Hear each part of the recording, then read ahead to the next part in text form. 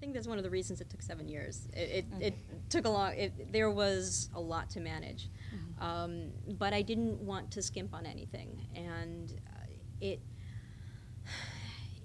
once I'd done enough planning, it did start to feel organic, that this is who these two people would be, that they would have these arguments that maybe we would have had in college, at 3 in the morning, philosophical arguments. But because of the things that humans would sort of push to the back of our minds and think about every once in a while, how is a person to be in the world? How are what is belief, and how do you believe when you're not sure, and what sort of role does tradition play in all of that?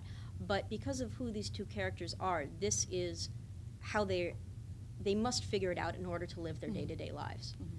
And so it did become a lot more sort of organic to the book in that way, that this is what they would talk about. They would meet and immediately recognize each other and know that they were facing similar constraints, but have absolutely opposite baggage about it. And they would argue in the way that other people would argue about who to vote for, or some other issue of the day. And so once I'd figured that out, it became a little easier. Once I had a handle on them, it became a little easier to manage the plot and sort of bring everything moving forward, and at the same time really explore a few things through the characters.